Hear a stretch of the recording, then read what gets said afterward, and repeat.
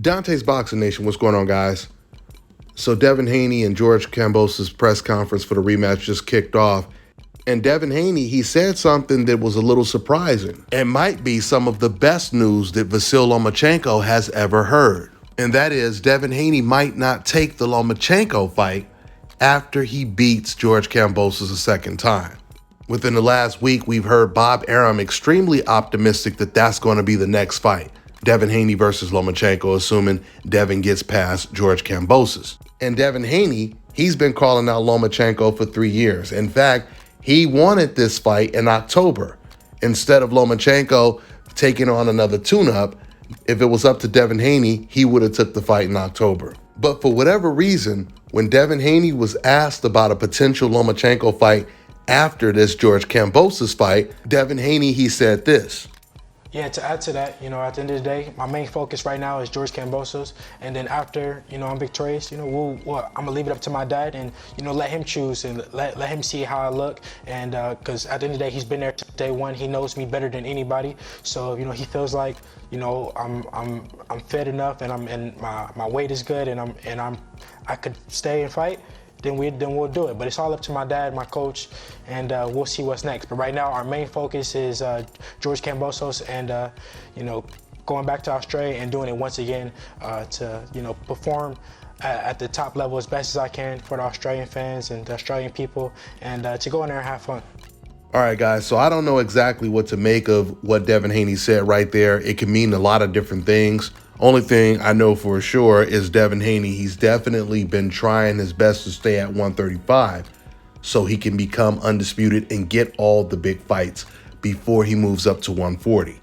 But Devin has already said on plenty of interviews, when it comes to the one fight he wants the most, Devin's always said Lomachenko was number one on the list because he's always felt that win is going to give him all the credit he actually deserves. Especially when you consider the fact that Lomachenko lost to Teofimo Lopez. He never avenged the loss, and yet ESPN, they have him on their pound-for-pound list, and they don't have the youngest undisputed champion in boxing, Devin Haney, on their list. I've always told you guys, old media, sometimes they do more harm than good when they purposely overrate their favorite fighters, because all it does is usually put a bigger target on that fighter's back, which is why I still believe Devin Haney, he really, really wants to make this Lomachenko fight before he moves up to 140.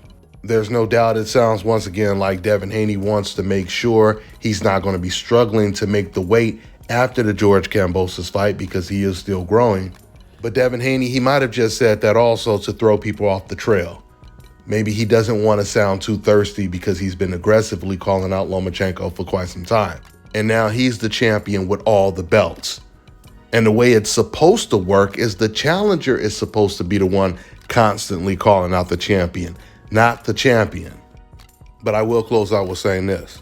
Devin Haney will make Lomachenko the happiest boxer in the sport if he moves up to 140 and vacates his belts, because that means Lomachenko will get to go the much easier route and just fight for a whole bunch of vacant belts. And we all know when it comes to old media, the easier the opponent is to beat, the higher they will rank Lomachenko once he beats those type of opponents. So if Devin Haney decides not to fight Lomachenko next and he moves up to 140, it would be the perfect scenario for Vasyl Lomachenko. So hopefully that's not what happens. I mean, when you look at all the fights that took place, once again, Lomachenko, he loses to Teofimo.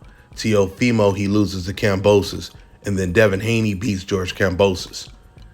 And now you would top it off with Devin Haney fighting against Lomachenko. That would be the best scenario for the boxing world. Let's see how it plays out. That's all I got for now, guys. I'm on to the next one. Fellas, I've got some great news for you. If you've lost your hair or have a receding hairline, the time has come when you can finally get your hairline back through a process called scalp micropigmentation. So here's how it works. It's a hair tattoo that replicates the look of your hair follicles when you have fully shaved it down. So to get this hookup, make sure you follow and contact my man Scalp Carolinas on Instagram. All right, now check this out, guys. If you're looking to repair eczema scars, burns and bruises, dark spots and blemishes, then this right here is the perfect product for you guys. It's called Elo Diki Face and Body Oil. Athletes and top-ranking boxers, they're also using it after training to reduce swelling, inflammation, and to ease the pain. So get yours today. Go to elodiki.com, like them on Facebook, and follow. Let me tell you guys about Issa Israel Law Firm. It is a full-service legal practice based in Denver, Colorado, an emerging hub for combat sports and high-altitude training. If you're a fighter inside or outside of the ring and you need a law firm you can trust to fight for you, visit thefighterfirm.com or email help@iilawfirm.com. Legal representation is usually limited to plaintiffs or defendants in Colorado, but iFirm can help anyone in the world with trademarking their business name, logos, and U.S. immigration issues. This brother has been my attorney for a while and helped guide me through all kinds of business and civil issues, so make sure you guys go to thefighterfirm.com.